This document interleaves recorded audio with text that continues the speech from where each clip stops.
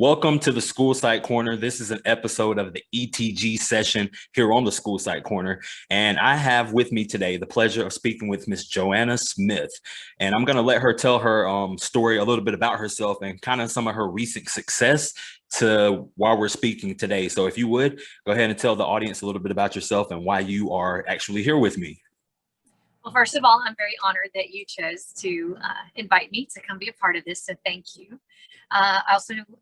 I go by Jo. My name is Joanna, like you said, and my husband's name is Andrew. And together we have started a book series called Andy Jo Books. And this was born about because I had the privilege and the pleasure of being a one-to-one school nurse with a medically fragile kid.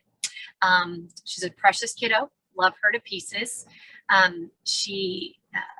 don't get to see her or spend time with her as much as before, but she really, she helped me see that I wanted to take my nursing degree and help bridge the gap where it seems to me that there can be a gap in younger kids not really having kid-friendly information about special needs and different conditions that kiddos can have in school. So this idea was born about when I was pushing my friend through the hallway at school and just seeing the fear on a couple kids' faces, someone who looks very different than they do. And I realized as people, we are afraid of things that look different than us. And but there was a difference when we walk into the classroom. So when she and I walked into the classroom, I had the opportunity to essentially introduce my little friend before we even started school. And so they knew that she was a quadriplegic. They knew that they would have to give elbow bumps to her instead of handshakes, and that that's how she waved, was with her elbow. And we talked about how she had a G-tube, and it was a way that she could eat directly into her stomach, which is cool because we could only eat through our mouths. And so it wasn't an unknown thing. When we walked into her first grade classroom, she was a celebrity. And they were so happy to meet her, and there was no fear involved. And to me, there was this click because we just need to explain things in a way that younger kiddos can understand. And so this idea for Andy Jo Books was born. And the very first book that I wrote was actually Zola the zebra. And she's a zebra who has vitiligo. So she essentially loses her stripes. And that's the first one that I wrote. The second book that I wrote was called Archie the Ant, and that's actually the first one that we're going to publish. So Archie the Ant has autism, and in every single one of the books that I've written a total of 9 so far. 7 of them I'm calling the special stories, and they have planned to write 26 of those, one for each letter of the alphabet. So I have an animal and a special condition or something that would make that animal different already laid out, and I've got 7 of those completed. They each have 19 sets of rhymes. They're all around 320 to 340 words, so they're very standardized, I guess, in how I've written them. And in every single one of these stories, there's always another animal who comes along and shows how to love the special animal just for who they are, because they are just right, just the way that they are. And they have value just the way that they are. And so each book will have its own main color so that when all 26 are lined up, hopefully one day down the road, you'll see the spectrum of the rainbow. So every single thing that may make someone different, I believe, makes our world more colorful and richer. And it's really just about understanding. So that's awesome. 26 books, and you said you have 9 completed so far, or 7? I have 7 of the special stories completed, and then I have I want to write 10 more for the top 10 childhood fears. I'm calling those the Brave books, and I've written 2 of those. So that's why I have 9 stories that are completed, but only 7 are the special stories or the special series. Okay, gotcha. And do you have any background in writing or producing literature of this nature? No, definitely not. But when I was growing up, I always used to love poetry. I loved writing. I loved reading, and actually entertained the idea of becoming an English teacher instead of being a nurse. I'm so thankful that I did choose to become a nurse. I have worked in all the way from labor and delivery until I have done home hospice. I've seen the whole range of human life. And now I'm a school nurse. Mm-hmm. And so I feel like my life has been richer from the vast different types of experiences that I've been able to have. And this just really ties in my love of writing and reading along with the medical side of things. Gotcha.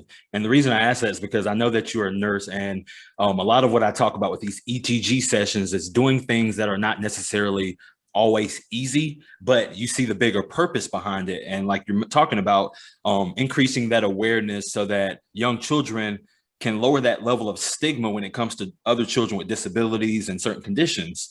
And so just seeing you transform yourself to become an author and actually go through this whole publication process to produce books to help other people out there is an amazing journey and an amazing process. So thank you for dedicating your time towards that skill. Thank you. It has definitely been a process. It's been a beautiful process. It's been definitely difficult, and it definitely takes me out of my wheelhouse of medicine. But to me, I've gotten to read some of my stories to some kiddos just to see what they think. And it's fun to hear them laugh, at different things. And also, when I was with my little friend, it was really neat for me. I was actually homeschooled all the way until college. And so it was my first time being in a classroom setting with other children. And so sitting in that first grade classroom for the very first time, but as an adult, I got to see just different methods of how they were teaching, like with colors and numbers and rhyming words and looking for words that start with the same syllable. And so as I'm trying to write these stories, I'm trying to think of things that could be used across curriculums. Maybe originally I thought, oh, this would be great for a guidance counselor to be able to use to talk about acceptance and, like you said, lowering that stigma, because really I've done a lot of research into this. And the reason why I've chosen the number of rhymes that I have, and also it is a higher level of language than you would write for a first grader to read necessarily. I have words like terrified and things like that in there. Those are not really first grade words. But I've done that purposefully because I want these to be read to me stories. Okay. I want these to start conversations between educators, between parents, between aunts and uncles and children. And so that's why I've chosen to write the length of the book that I've written at the language level as well that I've written. At the end of each book, there will also be 6 facts about the animal and then 6 facts about the condition. Okay. And so I'm trying to use different things that could be utilized in different areas of education as well, but also still just be fun stories that a mom could read to her child, or an uncle can read to his nephew. So that it could be, I guess, just utilized in a wider variety of ways. Of course. And I mean, like you're saying, you're starting with people being able to read to their children, but hopefully these kids become somewhat more competent about what these conditions are to where they can, start having somewhat educated conversations with their peers, so if they recognize that a kid is picking or doing something that's inappropriate, they have that consciousness to kind of step in and be that stand-up person for those kind of people. Right. And so when you have a child, there are a lot of different things that you can see in so many different levels of autism. I mean, there's such a large spectrum in and of itself. So Archie the Ant is not meant to represent one child with autism, but rather some common things that you can see. And so, like for me, if I was to start to yell or move my hands in a certain way, that could seem very aggressive. Yeah. For me, if I was to begin yelling, the person next to me may say, she's very angry. And that's what a child who has not lived with someone who has a different sensory processing disorder, or maybe doesn't fall on the autism spectrum, they may filter that child through the lens of their life, which is how we all do. We all filter our lives through the lens that we have been given. Exactly. And so in one of the rhymes in this book is, he sat and he rocked and he rocked. His whole body suddenly felt it was locked. Then Mary saw Archie and knew he felt lost, even though he was shouting with all his arms crossed. And so it doesn't have to be this angry, it doesn't have to be angry. And you know, in reality, a lot of the times when a child who falls on that autism spectrum gets overwhelmed and is afraid, that's when you see some of those characteristics and some of those responses. Mm. And so what is perceived as anger by some children is actually them being afraid. And so even just in a small, it's just the idea of opening up a conversation that just because you are angry when you were screaming, that doesn't mean that he is angry when he is screaming. And so just being able to start those conversations and slightly widen their perspective and their lens of the world around them. Because we all have different perspectives, even as adults. The people that I work with and see on a daily basis, I see just how differently we think. And with my thinking skills, I'm able to break it down and understand that. But I think it's going to be a great skill for kids to be able to, you know, understand others' perspectives and kind of empathize in a way. But I think ultimately just internalizing that we all are different and that may look different for different people. So you mentioned there were tons of things that are difficult. Some things have been fun with this whole process. Can you share with us maybe a couple of challenges that you've ran into, maybe roadblocks, and how you've overcome those? So one of the hardest things for me is feeling like there are a lot of materials that are available for older children and adults about special needs, but there is very, very little that's really geared for that 4 to 6, 4 to 7-year-old kind of range. Mm-hmm. And that's when I do believe that we are creating a lot of those perceptions and our concept of the world around us is really in those young, you know, early education years. And so one of the hard things for me is, and where do I even start? I'm a nurse. I'm not an author. I don't have connections in the literature world. So I feel like I have something that could positively affect the world around me. How do I get it out there? Mm-hmm. So a lot of the first things were researching, found out it was pretty much going to be impossible for us to be hired on with a traditional publisher because I'm not a famous person. I don't have a record of sales, and I'm just me. Yeah. And so that was pretty much, we never even tried to send anything off to a traditional publisher. But I also was very confident I did not want to go to the self-publishing route because, again, I'm clueless. I don't want to try to act like the expert and let something go to print that wasn't done well because I don't know what I'm doing. Mm-hmm. So after doing quite a bit of research, we did find that there are a few publishers that do something called co-publishing. And so we have invested, because we believe in this project, we have invested our personal finances into this. And essentially we are paying for the first run of books ourselves. The company that we're using is Covenant, and it did originally start in South Carolina. So Covenant Publishing, we signed a contract with them last year, and they've been wonderful to walk us through this process. They will be the ones who have already edited to make sure that the grant, is grammatically correct. And they now have all of the images. My husband has illustrated, and we have contracted an amazing artist named Shelby Prince to watercolor my husband's illustrations. And so all of those have been sent on, and we are waiting to hear back on the second round of edits for the layout at this point. So it's been a long process.